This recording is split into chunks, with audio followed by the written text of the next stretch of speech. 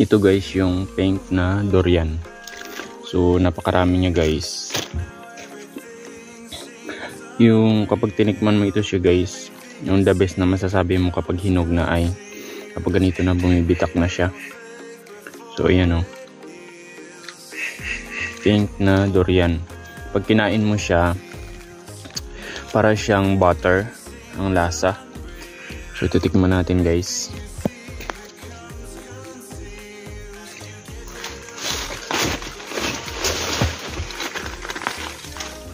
Tapos guys, napaka talas ng kanyang tinik. So bubuksan natin.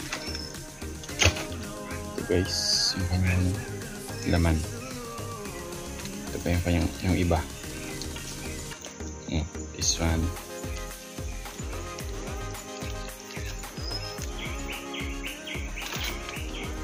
So titikman natin.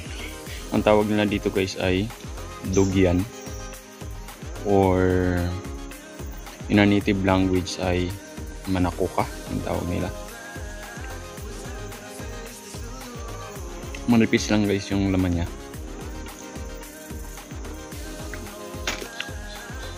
So lasang ano talaga, butter taste. Walang tamis, walang amoy. Hindi siya katulad nung durian na alam niyo na maamoy. So ito wala.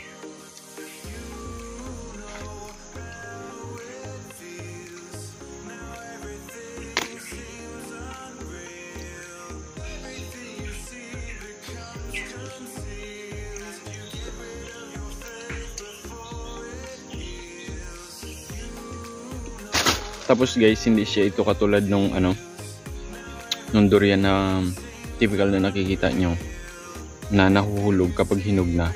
Ito ay hindi. So kusa lang siyang bumibiyak dun sa itaas. Hindi nahuhulog yung laman na mismo. Kanyang bunga na like this. So kailangan pag matanda na, akyatin mo talaga para makuha mo siya.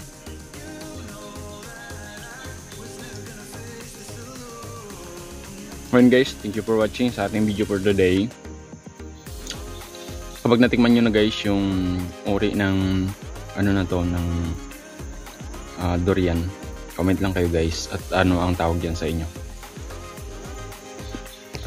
Ayan guys, ang dami niya. So kukuha tayo guys, may ilan lang, uwi natin. Ito guys yung pinaka itsura niya once na nahinog.